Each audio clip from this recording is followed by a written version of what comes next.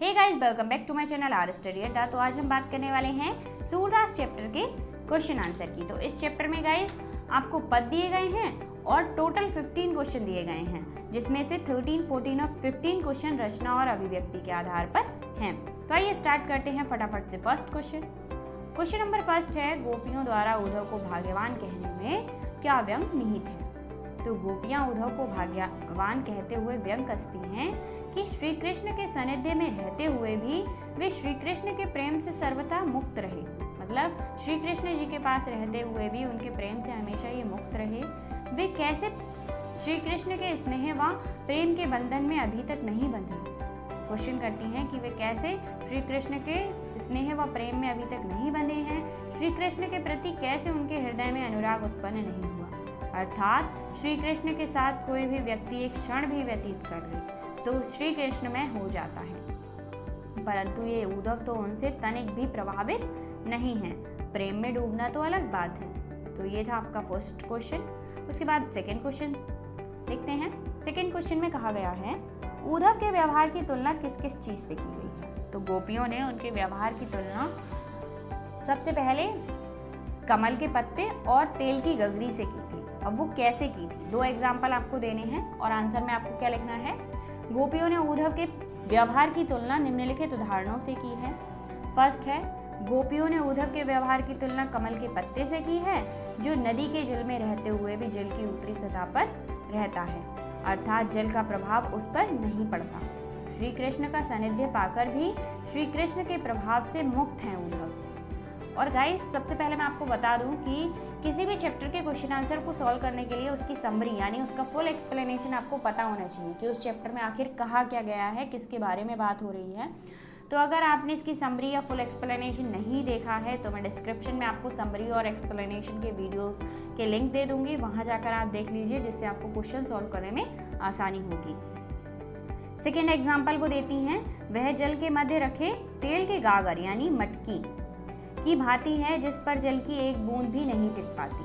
जो तेल की मटकी होती है उस पर अगर हम पानी की बूंद डालते हैं तो वो फिसल जाती है, पानी की मटकी पर तेल की बूंद नहीं रुकती। उद्धव पर श्री कृष्ण के प्रेम पर उद्धव पर श्री कृष्ण का प्रेम अपना प्रभाव नहीं छोड़ पाया। श्री कृष्ण जी का जो प्रेम था वो उद्धव के ऊपर अपना कोई प्रभाव नहीं छोड़ पाया, जो ज्ञानियों की तरह व्यवहार कर रहे हैं।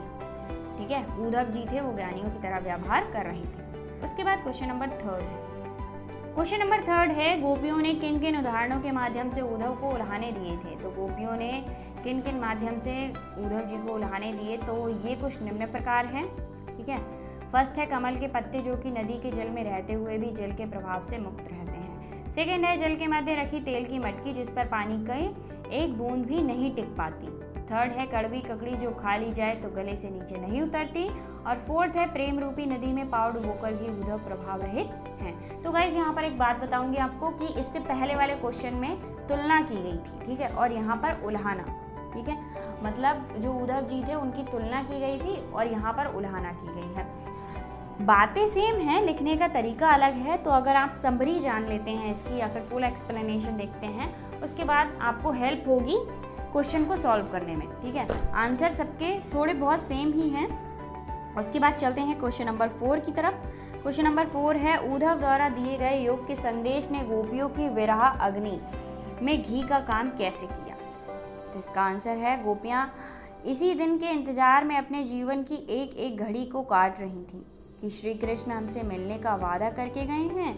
वे इसी इंतजार में बैठी थीं कि श्री कृष्ण उनके विरह को समझेंगे, उनके प्रेम को समझेंगे और उनके अतृप्त मन को अपने दर्शन से तृप्त करेंगे। परंतु यहाँ सब उल्टा हुआ। श्री कृष्ण तो द्वारका जाकर उन्हें भूल ही गए। उन्हें ना तो उनकी पीड़ा का ज्ञान है और ना ही उनके विरह का। ठीक है, विरह के दुख का, मतलब उन्हें श्री कृष्ण जी को उनका कोई परवाह ही नहीं है, ऐसा लगता है गोपियों को।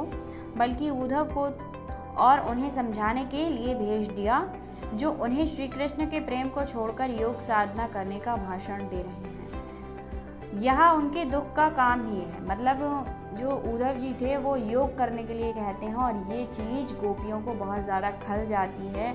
यह उनके दुख का मतलब कम नहीं करती और ज़्यादा कर देती है। यह उनके दुख को कम नहीं कर पाती और अपितु बढ़ा देती है, उनके हृदय में जल रही विरह अग्नि में घी का काम कर उसे और प्रज्वलित कर देती है।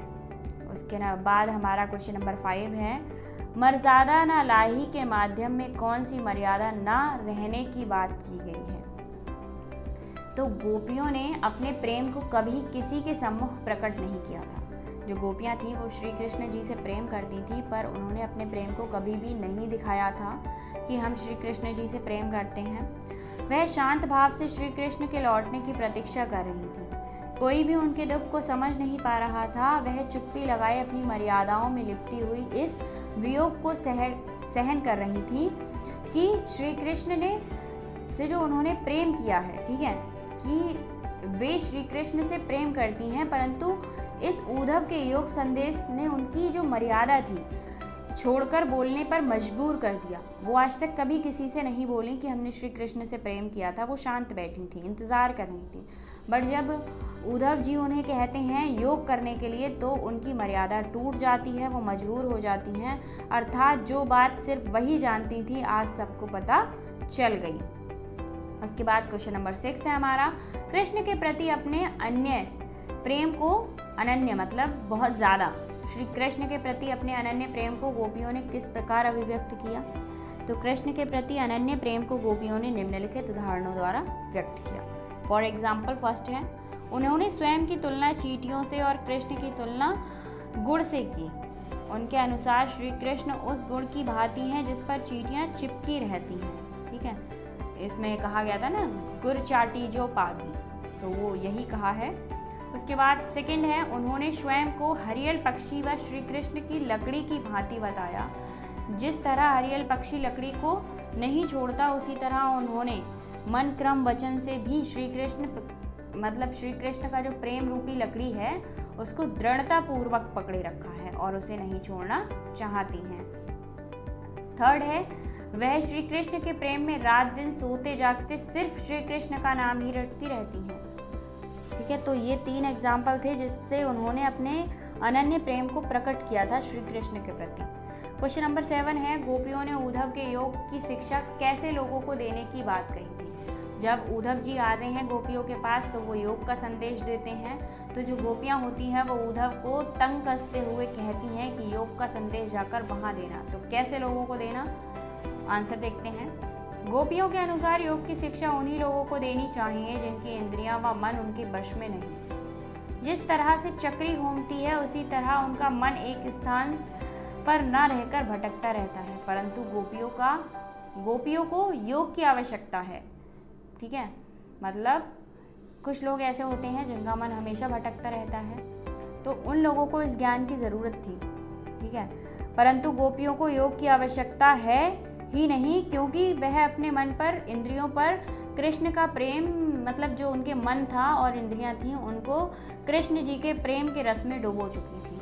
वे इन सबको कृष्ण में एकाग्र कर चुकी थी, इसीलिए उनको इस योग की शिक्षा की आवश्यकता नहीं थी।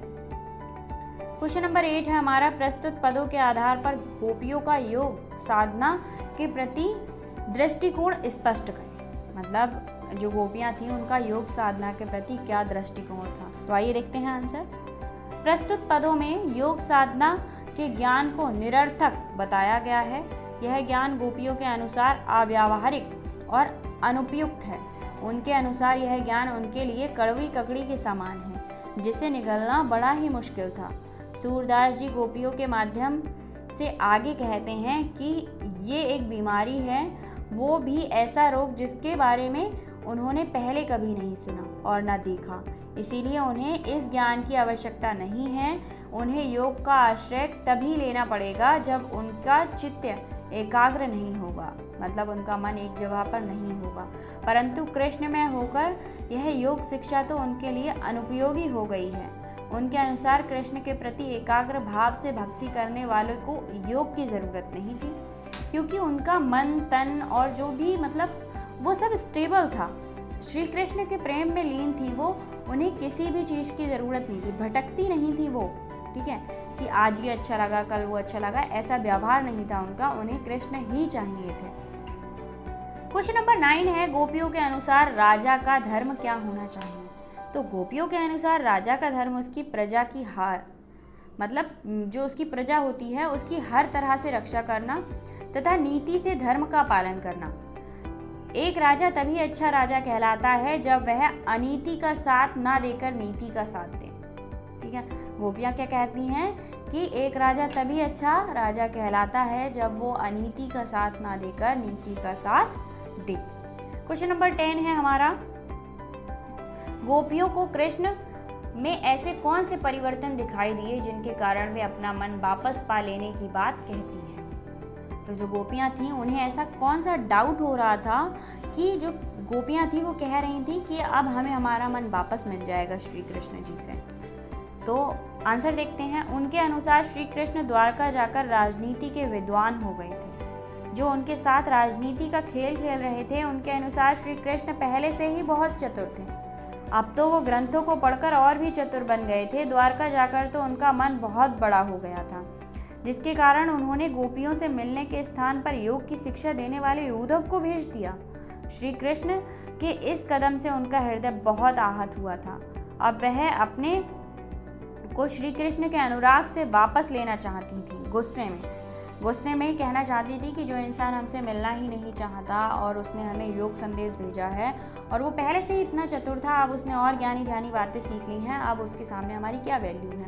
तो वो चाहती थी अब हमारा मन वापस मिल जाएगा हमें। ठीक है, क्वेश्चन नंबर 11 है, गोपियों ने अपने वक्चातुर्य के आधार पर ज्ञानी उद्धव को परास्त कर दिया। अपने वक्चातुर्य की विशेषता लिखिए, मतलब उनके वक्चातुर्य की विशेषताएं आपको बतानी है। तो इसका आंसर क्या होगा?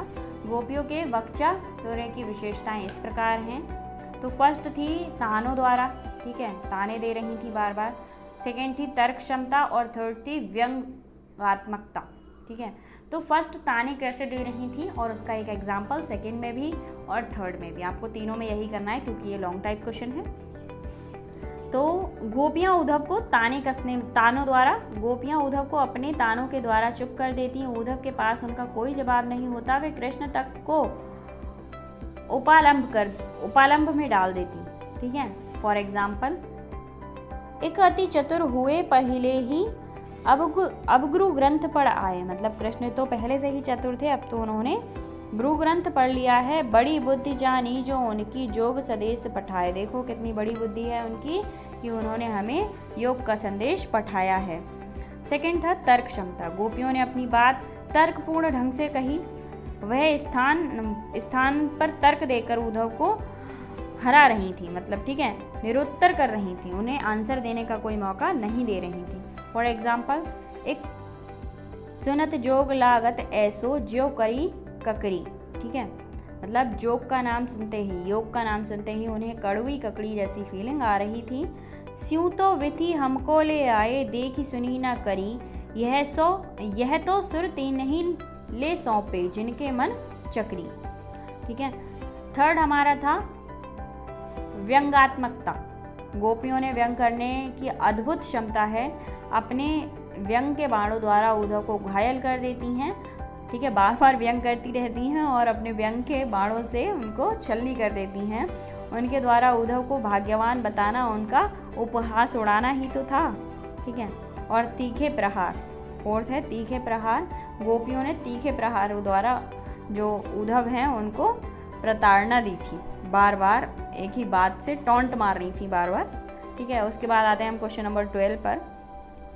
संकलित पदों को ध्यान में रखते हुए सुर ने भ्रमर गीत की मुख्य विशेषताएं बताइए। तो भ्रमर गीत की निम्नलिखित विशेषताएं इस प्रकार हैं। फर्स्ट, सूरदास ने अपने भ्रमर गीत में निर्गुण ब्रह्म के खंडन किए हैं। ठीक है, निर्गुण ब्रह्म के खंडन किए हैं। सेकंड, भ्रमर गीत में गोपियों के कृष्ण के प्रति अनन्य प्रेम को दर्शाया गया है। थर्ड, भ्रमर गीत में उद्धव ने गोपियों के माध्यम से ज्ञान को प्रेम के आगे नतमस्तक होते हुए बताया गया है। ज्ञान के स्थान पर प्रेम को सर्वोपरि कहा गया है। फोर्थ है, भ्रमर गीत में गोपियों द्वारा व्यंग्यात्मक भाषा का प्रयोग किया गया है। फिफ्थ है, भ्रमर गीत में उपलंब की प्रधानता है। सिक्स्थ है, भ्रमर गीत में ब्रजभाषा की कोमलकांत पदावली का प्रयोग हुआ है और मधुर और सरस है। ठीक है, क्या है? मधुर और सरस है। उसके बाद हमारे आते हैं रचना और अभिव्यक्ति के आधार पर क्वेश्चन। ठीक है, क्वेश्चन नंबर 13 है हमारा, गोपियों ने उद्धव के सामने तरह तरह के तर्क दिए, आप अपनी कल्पना से और तर्क दीजिए। गोपियों ने तो तर्क दिए भाई, अब हमें भी तर्क देने हैं। ठीक है, तो कृष्ण और उद्धव और गोपियों के बीच आप अपने आप को भी ले आइए और इस क्वेश्चन का आंसर दे दीजिए। तो गोपियों ने उद्धव के सामने तरह तरह के तर्क दिए, हम भी निम्नलिखित तर्क दे सकते हैं।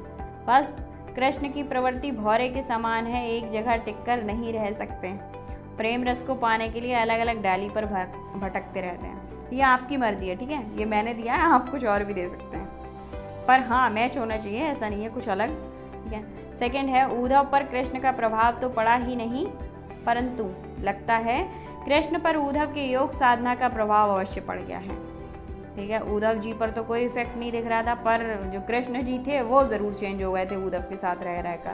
तो ऐसा लग रहा था कि उद्धव जी का जो प्रभाव है वो कृष्ण जी पर पड़ गया हो और कृष्ण जी का प्रभाव उद्धव जी पर ना पड़ा हो। थर्ड, निर्गुण अर्थात जिस ब्रह्म के पास गुण ही ना हो उसकी उपासना हम नहीं कर सकते। ठीक है, कि जिसके पास कोई गुण ना हो उसकी पूजा हम नहीं कर सकते, ऐसा कहने का मतलब था। क्वेश्चन नंबर 14 है, उद्धव ज्ञानी थे, नीति की बातें जानते थे, गोपियों के पास ऐसी कौन सी शक्ति थी जो उनके वक्चातुर्य में मुखरित हो उठी। भाई ये शब्द मुझसे नहीं बोला जाता, वक्चातुर्य। ठीक है, आप देख लीजिए इसका आंसर क्या होता है। ठीक है, गोपियों के पास श्री कृष्ण के प्रति सच्चे प्रेम तथा भक्ति की शक्ति थी, जिस कारण उन्होंने उद्धव जैसे ज्ञानी और नीतिज्ञ को भी वक्चातुर्य से परास्त कर दिया, अपनी बातों से परास्त कर दिया था। कौन सी शक्ति थी? कृष्ण के सच्चे प्रेम की। और जो उद्धव थे वो बहुत ज़्यादा ज्ञानी थे। ठीक है, ज्ञानी थे और नीति मतलब अच्छी खासी नॉलेज रखते थे वो, फिर भी गोपियों ने उन्हें हरा दिया था। उसके बाद आते हैं क्वेश्चन नंबर 15 पर। क्वेश्चन नंबर 15 है, गोपियों ने यह क्यों कहा कि हरि अब राजनीति पर आए हैं? क्या आपको गोपियों के इस कथन का विस्तार समाकलन राजनीति में नजर आता है? स्पष्ट कीजिए। तो गोपियों ने एक बात कही थी कि जो कृष्ण जी थे वो उन्होंने राजनीति पढ़ ली है, तो अब उन्हें प्रेम का इतना लगाव नहीं रहा है, उनका कहने का ये मतलब था। तो यहाँ पर आप बताना है, आपको स्पष्ट करना है, राजनीति में नजर आता है कि राजनीति में ऐसा कुछ है? तो गोपियों ने ऐसा इसलिए कहा था क्योंकि श्री कृष्ण ने सीधी सरल बातें ना करके रहस्यात्मक ढंग से उद्धव के माध्यम से अपनी बात गोपियों तक पहुंचाई थी। ठीक है, उन्होंने सीधे सीधे गोपियों से कुछ भी नहीं कहलवाया था, उन्होंने साधना वाली बात करके एक गुप्त संदेश जैसा भेजा था गोपियों के पास। गोपियों का यह कथन कि हरि अब राजनीति पर आए हैं कहीं ना कहीं आज भी भ्रष्ट राजनीति को परिभाषित कर रहे हैं। इस कथन का विस्तार समाकलन राजनीति में नजर आता है। जिस तरह से श्री कृष्ण अपनी बात सीधे सीधे ना कर घुमा फिरा कर उद्धव के माध्यम से गोपियों के समक्ष रखी, उसी तरह आज की राजनीतिज्ञ भी अपनी बात को घुमा फिरा कर जनता के समक्ष रखते हैं। बिल्कुल ठीक बात है ये कि उस टाइम पे जैसे कृष्ण जी ने अपनी घुमा फिरा के बात रखी थी, डायरेक्ट गोपियों को बुरा ना लगे इसलिए डायरेक्ट उन्होंने नहीं कहा, उद्धव को भेजा था। और आजकल के राजनेता भी यही करते हैं कि अपनी बात डायरेक्ट नहीं रखते, जनता के पास घुमा फिरा कर रखते हैं। दूसरी तरफ यह गोपियों के राजनीति शब्द का व्यंग दूसरी तरफ यह गोपियों ने राजनीति शब्द को व्यंग के रूप में कहा है। आज के समय में राजनीति शब्द का अर्थ व्यंग के रूप में लिया जाता है। ठीक है, तो ये थे आपके इस चैप्टर के 15 क्वेश्चन। अगर एक्स्ट्रा क्वेश्चन होंगे तो उसका वीडियो मैं डाल दूंगी, और फिलहाल आप इन क्वेश्चन को पढ़ लीजिए, अच्छे से रेडी कर लीजिए। थैंक यू सो मच, मिलते हैं नेक्स्ट वीडियो में न्यू चैप्टर के साथ।